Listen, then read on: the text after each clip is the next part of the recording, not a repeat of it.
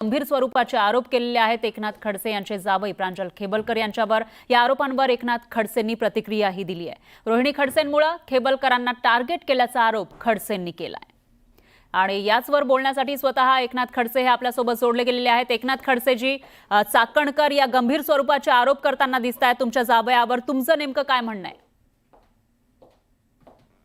मुळामध्ये असं आहे की चाकणकर ह्या काही तपास अधिकारी नाहीये। तपास अधिकारी जे आहेत ते पोलीस आहे। महिला आयोगाला अशा स्वरूपाची कोणतीही माहिती देण्याचा अधिकार नाही जोपर्यंत अधिकृत माहिती पोलीस घेत नाही। मला वाटतं की या ठिकाणी जे काही सांगितलं त्यांनी, मानवी तस्करी आहे, इतके व्हिडिओ आहे, इतके फोटो आहे, आणखी असतीलही, मी नाकारत नाही। असलं तर काय, मी काही जावयाचं समर्थन करणार नाही। दोषी असेल तर त्याला शासन झालं पाहिजे या बाजूला मी आहे।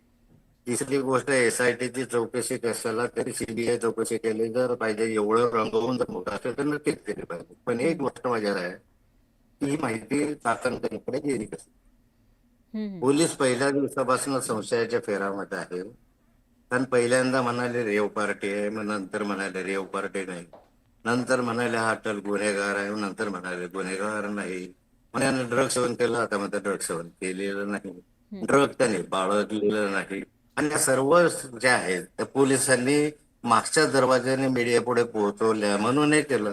माझी मागणी राहणार आहे की हे पोलीस आयुक्तांनी सांगावं खरं काय खोटं काय, आणि हे सांगावं त्याच्यामध्ये कुण्या मुलीची कुण्या महिलेची तक्रार आलेली आहे काय। आता माझ्या माहितीप्रमाणे या क्षणापर्यंत तक्रार नाही। तक्रार पोलीस करू शकतात एखाद्या मुलीला तयार, ती गोष्ट वेगळी, पण आतापर्यंत नाहीये। अशी कोणी तक्रार आली तर ते फार गंभीर बाब आहे। त्या संदर्भामध्ये चाकणकर बाई जे चेकाळल्या आणि ते आता यावर भराभर बोलायला लागले, ह्याच जर मला वाटते की त्या गिरीश महाजनाच्या लोढा प्रकरणावर बोलले असता। 3 गुन्हे दाखल आहे त्या लोढावर, वेगवेगळ्या स्वरूपाच्या महिला अत्याचाराचे। ते नाशिकच्या 72 अधिकाऱ्यांच्या लैंगिक छळाच्या बाबत जर बोलल्या असत्या तर मी समजू शकलो असतं की निष्प्रभपणे निस्वार्थ भावनेने काम करताय। आता जे बोलताय, जे चाकणकर चेकाळून बोलून राहिले हे त्या एका राजकीय पक्षाचे कार्यकर्ते म्हणून बोलताय। पहिला गोष्ट, यांच्याकडे माहिती जाते कशी, म्हणजे पोलीस संशयाच्या भैरात पोलिसच माहिती देतात बदनामी करण्याच्या दृष्टिकोनातून। पोलिसांनी यापेक्षा हे असे उद्योग केल्यापेक्षा सरळ सरळ गुन्हे दाखल करावे, चौकशी करावी, आहे त्याला कायद्यानुसार शासन करावं, फाशी असेल तर फाशीची शिक्षा द्यावी। मी कुणाचंही समर्थन करणार माणूस नाही, पण गेल्या 2 महिन्यामध्ये जे रोहिणीताई आणि मी जे बोलतो आहे त्याच्यावर चाकणकरांना उत्तर नव्हतं। जा ना, कोण आहे तो गिरीश महाजनाच्या लोढाच्या संदर्भामधला, 3 गुन्हे त्याच्यावर लैंगिक छळाचे वगैरे झालेले आहे, आणि टाईपचे गुन्हे दाखल, बोला ना जर एक शब्द त्याच्यावर। त्या 72 अधिकारी आहेत त्यांच्यावर एक बोला। आता साताऱ्याचं नवीन एक प्रकरण येऊ घातलं त्याच्यावर बोला। मग ह्याच्यावर का नाही बोलायचं, आणि ह्याच्यावर बाकी उत्साहात आले ना असे गुन्हे, कोणते गुन्हे आहे काय, जोपर्यंत रजिस्टर होत नाही गुन्हा, कलम लागत नाही, कुणाची तक्रार येत नाही, तोपर्यंत बोलण्याचा ना अधिकार नाही कुणावरही। ते बदनामी करण्यासाठी अनुपूर्वक हेतुपूर्वक केलेलं होतं आहे।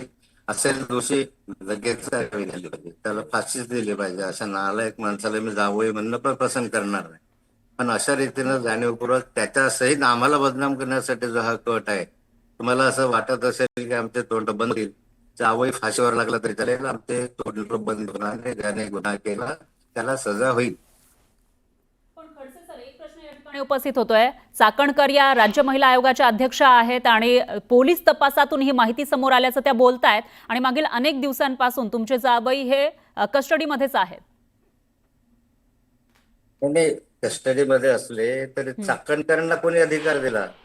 पोलिसांची माहिती चाकणकरांकडे आली कशी?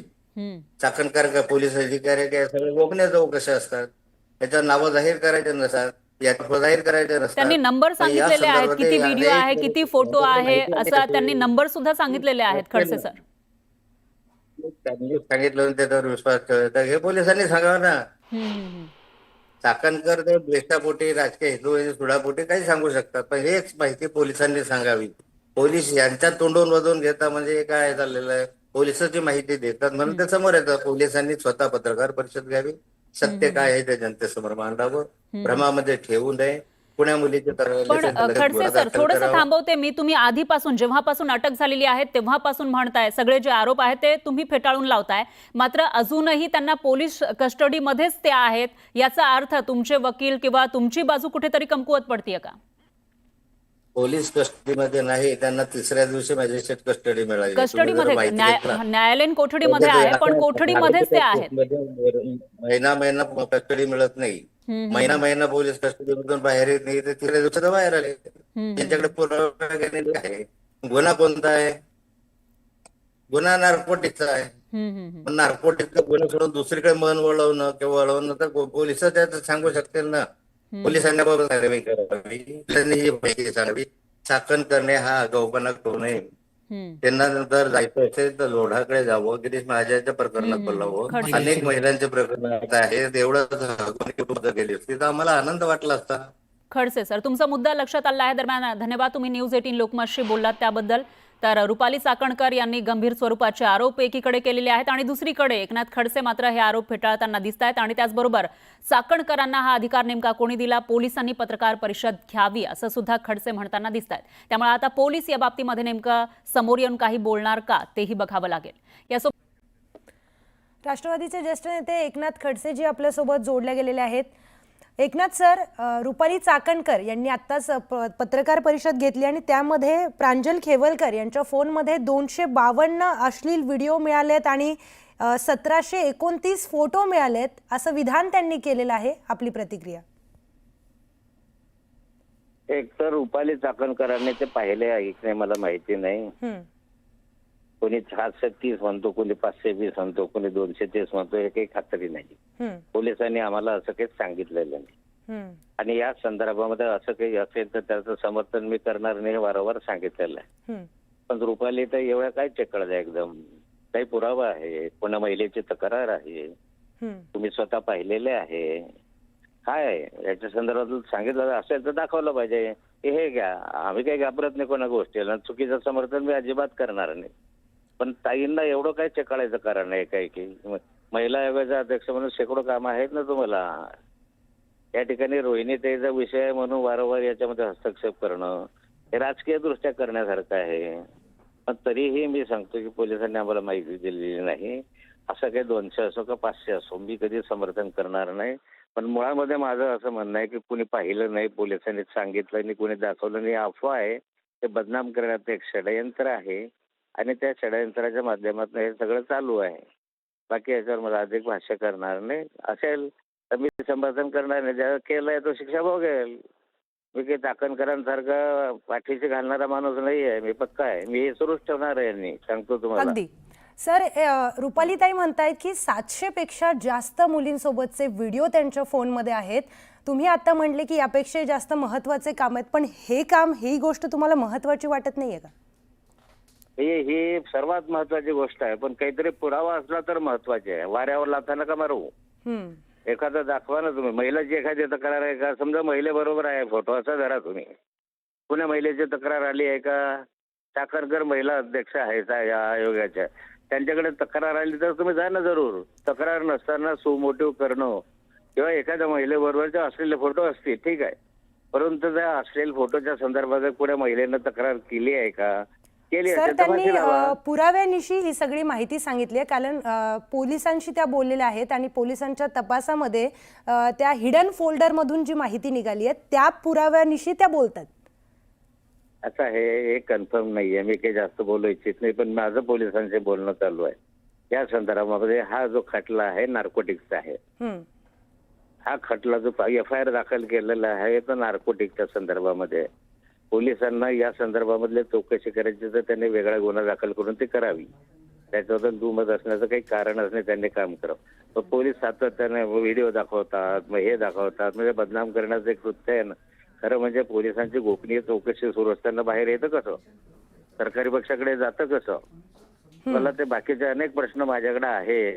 फक्त एवढंच सांगेल मी की असेल तर त्याने दाखवावं. त्यांनी पत्रकार परिषदेमध्ये बोलताना हे सुद्धा त्या म्हटलेले आहेत की ज्या चॅट्स झाल्या आहेत, ज्या चॅट्सचे स्क्रीनशॉट समोर आले आहेत, त्या चॅट्समध्ये ड्रग्ज बद्दल बोलणं झालेलं आहे आणि त्या पार्टीमध्ये ड्रग्ज आणल्या जाणार आहे याची पूर्वकल्पना त्या चॅट्समधून समोर येते. मला असं वाटतं आता पोलीस आयुक्तांनी सगळी चौकशी चाकणकरांकडे सोपवावी आणि याची सगळी चौकशी चाकणकरांनी करावी. आता पोलीस आयुक्तांचं काही कामच राहिलं नाही. त्याच्यात सापडलं जर चाकणकर म्हणायला लागलं तर स्वतः चाकणकरच इन्क्वायरी करायला लागले काय? म्हणजे पोलिसांनी आपलं वर्दी काढून ठेवावे आणि चाकणकरकडे सोपवून द्यावं.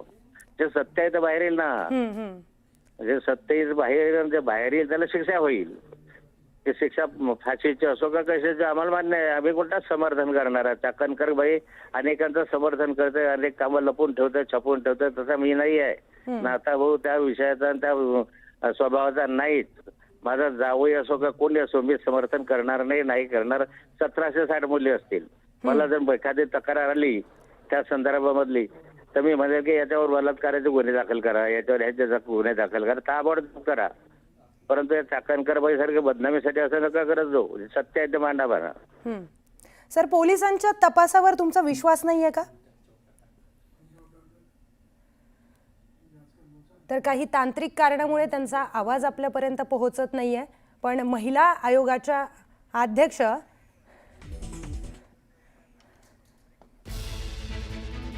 तर एकनाथ खडसे यांची प्रतिक्रिया आपल्याकडे आलेली आहे. एकनाथ खडसेंनी चाकणकरांनाच सवाल केलाय. काही पुरावा असेल तर ही सर्वात मोठी गोष्ट आहे असं देखील एकनाथ खडसे म्हणालेले आहेत. तर या संदर्भामध्ये काही पुरावा असेल तर कारवाई करा. कारवाई करण्याला माझी मनाई नाही आहे, पण या संदर्भामध्ये कुठल्या मुलीने कुठली तक्रार केली असेल तर ती सर्वांसमोर आणा. पुरावा असेल तर बोला. वाऱ्यावर थापा मारू नका असं एकनाथ खडसे यांनी रुपाली चाकणकर यांना थेट इशारा दिलेला आहे. एकनाथ खडसेंचा चाकणकरांना हा थेट सवाल आहे. मुलींवर लैंगिक अत्याचार झाल्याचंही समोर आलंय असं रुपाली चाकणकर यांनी पत्रकार परिषदेमध्ये सांगितलं. त्याचबरोबर 252 अश्लील व्हिडिओ हे प्रांजल खेवलकरांच्या फोनमध्ये असलेल्या एका फोल्डरमध्ये सापडलेले आहेत. त्याच फोल्डरमध्ये 1779 अश्लील फोटो देखील सापडलेले आहेत. आणि या फोटो व्हिडिओंचा वापर मुलींना ब्लॅकमेल करण्यासाठी केला जातोय असा मोठा आणि गंभीर खुलासा रुपाली चाकणकर यांनी केलेला आहे.